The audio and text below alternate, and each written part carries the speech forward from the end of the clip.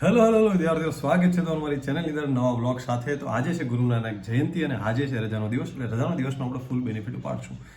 તો આજે આપણે શું કરવાનું છે? તો આજે હું કરવાનું છે કલ્ચરના પીવાયક્યુ સોલ્વ કરીશ અને પીવાયક્યુ થ્રુ આપણે રિવિઝન કરશું. કઈ રીતના કરવાનું છે આગળ બ્લોગની અંદર તમને વિડીયોની અંદર બતાવીશ, અને આગળ એસટીઆઈની તૈયારી માટે પણ આપણે કામ લાગીશે. આ પીવાયક્યુ છે તો કઈ બુકમાંથી કરીશ, કઈ રીતના કરી શકાય, એ આપણે ઇન્ફોર્મેશન આગળ બ્લોગની અંદર આપશું. અને આજે રજાનો દિવસ છે તો આપણે થોડા ઘણા પેન્ડિંગ કામ હોય તો એ પતાવવાના હોય છે. તો હેર કટ કરાવવાના ને બધા નોર્મલ કામ છે, તો આજના દિવસમાં એ ખતમ કરીશ. અને પીવાયક્યુ આજના દિવસમાં જેટલા થશે પોસિબલ કલ્ચરના, એટલા આજે કરવાના છે. તો વ્લોગમાં કનેક્ટેડ રહો, આગળ મળીએ.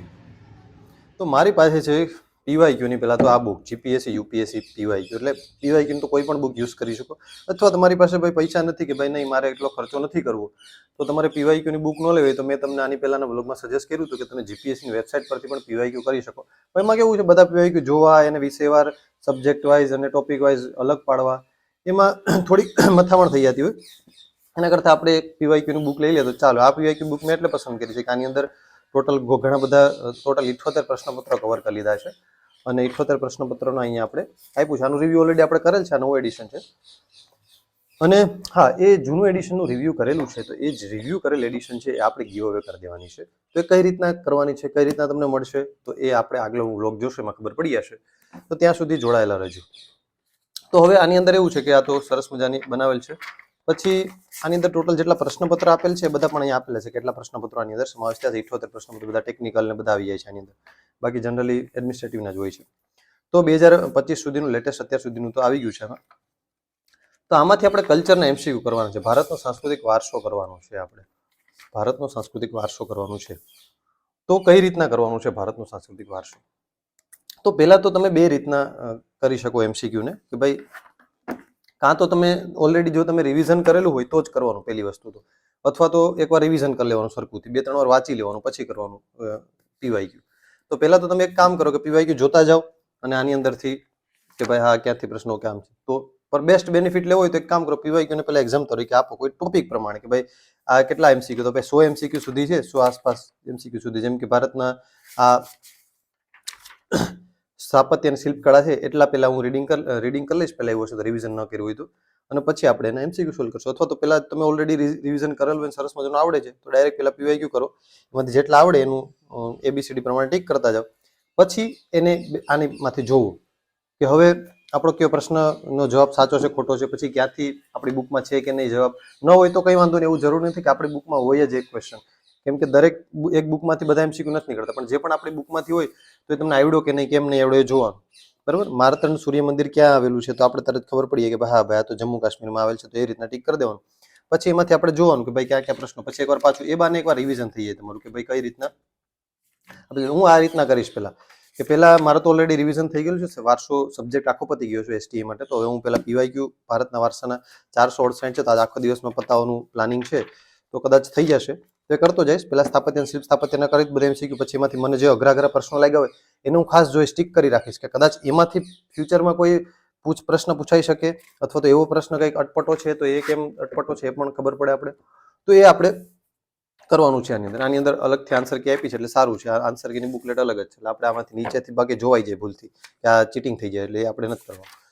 તો ચાલુ કરી દઈએ આપણે.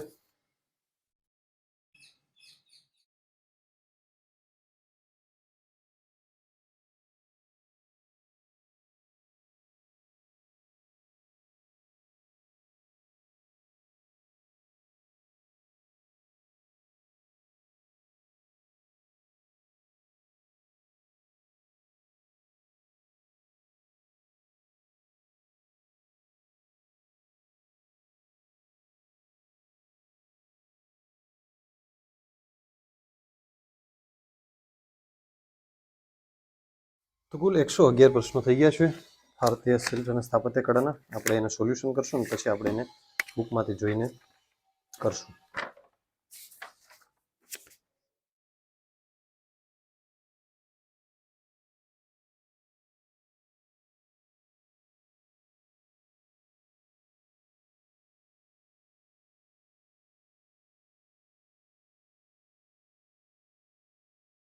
ટોટલ 111માંથી ઓનલી 58 જ સાચા પડ્યા છે. તો હજી સાંસ્કૃતિક વારસાનું રિવિઝન કરવું પડે એમ છે, કેમ કે થોડુંક કન્ફ્યુઝિંગ થઈ જાય છે. એટલે ખબર પડે, જો પીવાયક્યુ સોલ્વ કરવાથી આ એક આઈડિયા આવે કે ભાઈ આ આપણે જે એકવાર રિવિઝન કરીને તો બધા પ્રશ્નો આપણે જેટલા થયા એ પાછા જોઈ લેશું, ક્યાંથી પૂછાણો, કઈ રીતના ખોટો પડ્યો, શું ક્યાં ક્યાં ખોટા પડ્યા અહીંયા લખી રાખ્યા છે મેં, તો એને આપણે હજી ટેસ્ટ કરી લેશું. તો પહેલાં તો તમે આપણી એપ્લિકેશન ડાઉનલોડ ના કરી હોય તો આપણી એપ્લિકેશન પ્લે સ્ટોરમાંથી ડાઉનલોડ કરી લેશો. ત્યાં જુનિયર ક્લાર્ક તલાટી છે, એનો મેન્ટરશીપ પ્રોગ્રામ અવેલેબલ છે, પછી STI ટોપિક વાઇઝ ટેસ્ટ છે, તો એ મેથ્સ રિઝનિંગની ટેસ્ટ છે. તો આ બધી વચ્ચે ક્યારેક ગીવ અવે આવતું રહેતું હોય છે. તો આ બધી ટેસ્ટો અવેલેબલ છે, તો તમે ત્યાં ચેક કરી શકો છો. એકદમ અફોર્ડેબલ ફીઝની અંદર ખૂબ સારું કન્ટેન્ટ અહીંયા તમને મળી જશે. બધી ટેસ્ટનું બધું ઓલરેડી આની અંદર 300+ વિદ્યાર્થી જોડાઈ ગયા છે. અને STI ટોપિક વાઇઝ ટેસ્ટ છે, એની અંદર પણ અલગ અલગ ટોપિક મુજબની ટેસ્ટ આપેલ છે, જે આપણે ઓલરેડી 313 ફીની અંદર મૂકેલા છે. અને PYQ, GS question, full length mock test, maths reasoning, subject wise 50 માર્ક્સની ટેસ્ટ, આ બધું મળી જશે. પ્લસ આપણી જે PYQની બુક છે એ ગીવ હવે આપણા જે STIમાં જોડાયેલા છે એ વિદ્યાર્થીને મળશે. એનું રીઝન એ છે કે એ ખાસ GPSCની તૈયારી કરતા હોય, સિરિયસ કેન્ડિડેટ તો જ જોડાયા હોય. એટલે હવે યુટ્યુબમાં કોમેન્ટ કરવાથી કે એવી રીતના હું આપી દઉં તો જે વિદ્યાર્થીને ખાસ જરૂર નથી એને જતું રહી છે. એટલે એવું નક્કી કર્યું છે કે આપણે એ ગીવ અવે છે STIને જે ટેસ્ટ લીધી હશે એમાંથી રેન્ડમ કોઈ પણ વ્યક્તિને હું ગીવ અવે કરી દેવાનો છું.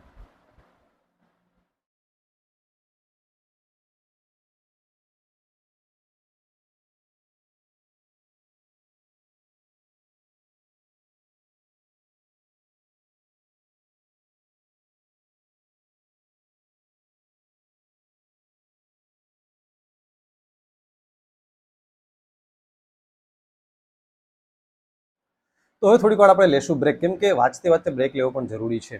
તો ઘણીવાર તમે સાંભળ્યું હશે પોમોડોરો ટેકનિક વિશે, જાપાનીઝ ટેકનિક છે. હું ઘણા બધા વ્લોગ્સની અંદર વિદ્યાર્થીઓને કહેતો રહેતો હોઉં છું. એની અંદર એવું છે 25 મિનિટ વાંચવાનું, 5 મિનિટનો બ્રેક, 25 મિનિટ વાંચવાનું, 5 મિનિટનો બ્રેક. પણ દર વખતે એવું ન કરો તો ચાલે, કેમ કે જો સવારમાં તમે ફ્રેશ માઇન્ડે ઉઠ્યા હોય ત્યારે તમે 1.5-2 કલાક આરામથી એક પહેલો સેશન પતાવી શકો. તમે ઘણા નવા તૈયારીવાળા હોય, વાંચવાની ટેવ ન હોય તો વાત અલગ છે. બાકી શરૂઆતનો જે સ્ટાર્ટિંગનો મોર્નિંગનો સેશન હોય તે 1.5-2 કલાક ખેંચી લેવો. એવું નહીં કે દર પછી 25 મિનિટ વાંચીને બ્રેક જ. જ્યાં સુધી તમારું માઇન્ડ ચાલે છે ત્યાં સુધી કરો તો વાંધો નહીં. પછી સાંજ સાથે સાથે તમારી એનર્જી ડાઉન થઈ જશે, માઇન્ડ પણ થોડોક થાકી જશે. એટલે ત્યારે આ ટેકનિકનો યુઝ કરવાનો. કે પછી જ્યારે તમને એમ લાગે કે વાંચવાનું મન નથી લાગતું, થાકી ગયો છું અને માથું દુખે છે, ત્યારે પોમોડોરો ટેકનિકથી રીડ કરવાનું. 25 મિનિટ વાંચવાનું, ખાલી 5-10 મિનિટ બ્રેક લેવાનો. એટલે સાવ ન વચ્ચે કરતાં થોડુંક વચ્ચે. એટલે આ ટેકનિકનો ઉપયોગ આવી રીતના કરી શકો. અને સાંજે મોસ્ટલી રિવિઝન એવું બધું કરો એટલે માથું બહુ દુખે નહીં. સવારના સેશનની અંદર એવું રાખો કે જે અઘરું ટોપિક છે, અઘરું વસ્તુ છે કરો. તો આપણે થોડીક વાર બ્રેક લેશું. બ્રેકમાં આપણે કરશું Rubik's cube solve. Rubik's cube છે એ સોલ્વ કરશું. આ તો મેં ઘણા સમય પહેલાં શીખેલું હતું, પણ હમણાં ખોવાઈ ગયું હતું, તો બીજું લઈ આવ્યો છું ગામમાંથી. કેમ કે ટાઈમપાસ કરવા માટે હું એવું વિચારતો હોય કે ખાલી રીલ્સ જોઈને કરતાં કંઈક નવું શીખીએ. નવું શીખવાથી તમારા મગજના ન્યુરોન જનરેટ થાય અને ગ્રેસ્પિંગ પાવર તમારો વધે અને કોન્સન્ટ્રેશન પાવર પણ વધે. તમારે કંઈક નવું શીખતા રહ્યો તો તમારું માઇન્ડ કસાતું રહે, એટલે સારી વસ્તુ છે. તો આ હું કરીશ. આપણે જોશું કે કેટલીક મિનિટમાં કરી શકીએ છીએ. આપણે તો વર્લ્ડ રેકોર્ડ તો નહીં સ્થાપિત કરીશું, પણ 2-3 મિનિટ થઈએ તો પણ બહુ સારી વસ્તુ કહેવાય. તો આપણે આને જોઈએ કેટલી મિનિટમાં કરી શકીએ છીએ.